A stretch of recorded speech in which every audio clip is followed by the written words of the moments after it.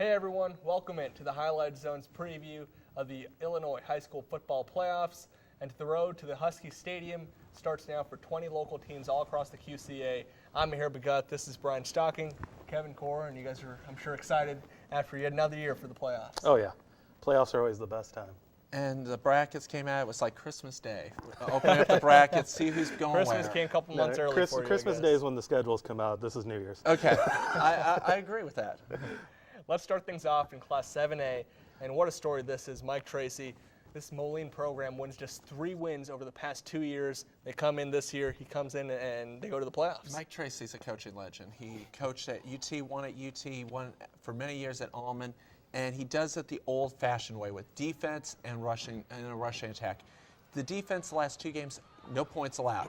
Their offense is led by 3 seniors in the backfield, Quashawn Wilson, Shaq Davis, and Tyler Womack. Davis has had 4 touchdowns and 345 rushing yards the last 2 weeks. Against Normal, who's a playoff team, they gained 427 rushing yards at home. They have to play Glenbard West, but Moline's going to be a good team. Glenbard West, the #1 team in that class, undefeated, should really be a tough test for Mike Tracy. Number 2 in the state of Illinois, too. I mean, not just this class. They're at 96 in the nation, so it's a tough test. Let's move on to Class 6A now. We've got the Western Big Six champion, Rock Island, hosting Crete Monet. Stock, what do you think about this matchup? I think Rock Island's got a very good draw. They're going to be playing Crete Monet, the Warriors. But here's the thing. Rocky knows who they are. In 2008 and 2009, they played them. They were in the regular season. Both games were very close. 7-6 there, 14-0 at home. That Rocky won both. So Rocky's going to have to, though, rely on their stars. Trey Nimmers, their star running back. Alex Jacobs, their quarterback, has thrown 7 touchdown passes in the last 3 weeks. His favorite target, Deshaun Davis, who caught 4 touchdown passes in the final game of the regular season. Kevin, I want to ask you about this Western Big Six. What a race that was to the finish, and the Rocks end up winning that conference. Yeah, it seems to be every year. It comes down to 1 or 2 games in the last week or so. And the win over Alleman, especially, Rocky showed their defense that they hadn't showed all year. Will Miles and Tylen Hickman in the backfield all day for Rocky, and they're going to have to do a lot of that against Crete Monet to move on to the next round. All right, that wraps up 6A. Let's move on to 5A now. We've got Sterling at number 8, Metamora, and that really hurt them because they lost week 9, and that kind of hurt them in home field advantage and so forth. Yeah, they're going to be having to go to Metamora, and Metamora is a very good team. They're unbeaten at home this year. Sterling played them at Metamora last year and lost by 29-14, but they beat them at home the year before in 2013. So Metamora is not a total stranger. And for Sterling, they'll go as far as Sterling Thornton's arm and leg will take them. He had almost 1,800 total yards this year. And this is going to be, when I saw the brackets, this was one of my favorite games that popped out because these teams are probably 2 of the most evenly matched teams that we could bring about. And just to mention, Sterling beat Alleman by 7 points. Metamora played Alleman, beat them by 6. So if you want to use Alleman as the measuring stick, they're right in the same neighborhood. Metamora scores a lot of points. And one thing I know coaches always teach, don't look past the team, don't look past the team. Up next on the bracket for whoever plays this is Washington, who is the conference champ over Metamora and beat Metamora 35-0. So maybe they'll looking a little past the Golden Warriors, and they might take advantage of that. Also, Sterling's very tough at home. In their last 2 road games, they've allowed just 7 points. So they can play on the road, and they had a pretty tough schedule this year and did real well against it. We'll see if they can pull that off. For now, let's move on to Class 4A. We've got Geneseo at Wheaton Academy, or rather Wheaton Academy at Geneseo, and their defense. 5 shutouts this year. They're pretty good. Oh, that is the signature Maple Leaf Green Machine football. Larry Johnson smash you in the face on the offense, smash you in the face on the defense, and they smash a lot of teams in the face. Wheaton Academy better be ready to play a physical game. And Geneseo, of those 5 shutouts, 4 of them have been at home, and they'll be home for that first round. Also, Geneseo's offense, they're not a slouch either. Compared to their defense, it's like, oh my, yeah. But they're real good. They've scored 40 points 4 more times. Javon Jackson has really emerged these last couple of weeks and given the Leafs a 3rd option out of that backfield. Yeah, 5 shutouts for that defense. And one thing that they got to be looking forward to, kind of segue into our next game, they're on the opposite side of the bracket of Rockford Christian. And, you mean Rockford Lutheran? Rockford Lutheran. And Dixon has to probably feel like they're in a nightmare right now, having to play Lutheran again who beat them 95-28 in the earlier match At Dixon. at Dixon. And now they have to go to Lutheran. And getting back to that, James Robinson ran for 2,200 yards. He's the leading rusher all time. He had 41 touchdowns. He didn't even play the last game against Rock Falls. They sat him the whole game. Again, in that earlier game, getting back to it, here's Robinson's totals. 17 rushing carries, 454 yards, 7 touchdowns on 17 carries. It was 88-12 at halftime. Lutheran ran up 772 total yards and pulled their starters, at halftime, if not early in the second quarter. And so, I mean, for Dixon, yeah, we're in the playoffs. Oh, no, we have to play Lutheran. Dixon's defense, though, has to get it done because their 3 losses, they gave up 203 points. They lost by 30 to Byron. They had but they've scored 44 points 3 times the last 4 games. They're going to have to score a lot, and their defense is going to have to stop Lutheran somehow, some way. I do feel for the Dukes because sometimes we look at the brackets and question what they do. How is Rockford Lutheran a 3 seed? They've outscored their opponents 63-9. Yeah, wow. I saw that. I'm like going, you've got to be kidding me. And I really feel sorry for Dixon because they're a good program.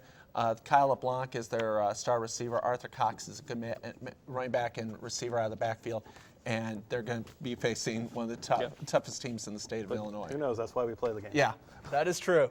Those are the 2 matchups in Class 4A. Let's move on to Class 3A now. We've got a head-to-head matchup. We'll get to that in just a bit. First, though, we got Newman hosting Farmington and Brady Rude. What a season he's had. Brady Rude is unbelievable back for Sterling Newman. He's had 5 times this year with 2 rushing touchdowns or more, 4 times with 3 rushing touchdowns or more. Farmington, though, is a very susceptible defense. They gave up 77 in a loss to Elmwood a couple weeks ago. They only lost that game 77-64. That might be more than the 2 teams score when they play basketball. They've given up 34 points 4 or more times. The Farmers are led by Stephen Gilstrap, and a couple of times they've been up here in the playoffs, played Mercer County, gave them a tussle the last couple of years. And you talked about them giving up a lot of points. They also score a lot of points. They've put up 60 twice this year, including a 64-77 loss to Elmwood Brimfield. But for Newman, on my notes I wrote Poposi with 5 stars. Yeah. Because when Mike Poposi is your coach, anything can happen. They could walk into the playoffs 5-4, and I'd have them a favorite to go to the state title game. And also the tradition, which is Mike Poposi. Over 300 wins. He played at Newman. He was a star quarterback there in the 60s, has been the coach there since 1980. When I was in high school, which was aeons ago, he was still coaching. Yeah, you weren't even born yet. He was coaching at Newman. He was there already a decade, and he was already a legend. He's unbelievable, an unbelievable coach and an unbelievable man. And I think Newman has got a very good shot with him leading the charge. So the winner of that game is going to play the winner of this game. We've got McNamara hosting Mercer County. Mercer County just sneaked into the playoffs with a win against the United on Friday night in Week 9. Your thoughts on Mercer County heading to the playoffs? Yeah, I could have put tradition with 4 stars for Mercer County, too, because Alito in Isn't it like football, 20 straight years that they've been to the playoffs? the team from Alito. Mercer County Golden Eagles have never missed the playoffs. Yeah. Yeah, they've been around 7 years, though. And the thing about them, they're already playoff tested. They've already played a playoff game. They had to beat United to get into this, and they did. And so they know they already felt the pressure. McNamara, 8-1. They have big wins over Immaculate Conception, but they give up a lot of points. Yeah, McNamara, the Fighting Irish have eclipsed 40 points 5 or more times, including 41 the past 2 weeks. Their only loss, they scored 40 points in, but they lost to St. Lawrence, who we saw beat Allman last night. They lost to St. Lawrence 70-40. So, I mean, it's not like they lost to, Bum of the Month club.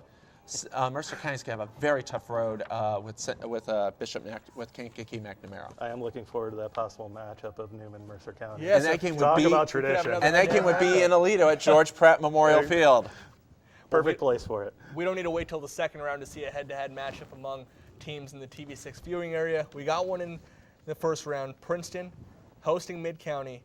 Your thoughts on this matchup? I'm really excited and happy for Princeton. Princeton was 3-6 last year. They were a team that you could say, okay, they might make they might go 5-4, 6-3, make the playoffs. They're 9-0, and they're led by Jacob Reinhardt, a great quarterback, good quarterback. He throws a good ball. And also Jacob Smith, their star running back.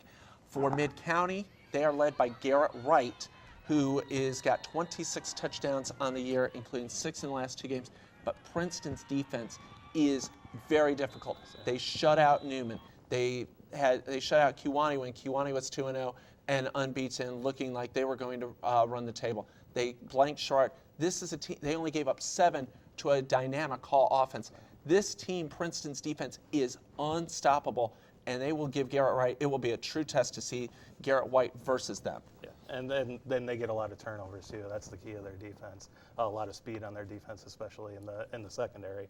And Stockpile needs to take a little credit. He called this in week 1. He said, that Princeton team, I see something there. I was like, I can see so. And this team, when I talked to him after the Newman game, they believe this year. That was the one question. Is like, what's different from last year to this year? Is like, we believe in the system. And each year, each win they get at the end of the game, they go down to the end zone and they take a sledgehammer and break a board. Mid-County, be ready because your board's being painted right now. And also, Reinhardt's got a top receiver named Jet Winniket, who is a very good receiver. Also, catches a lot of good passes And can run. Tomaszewski on the other side. Yes. So we have some talented teams and great matchups in Class 3A.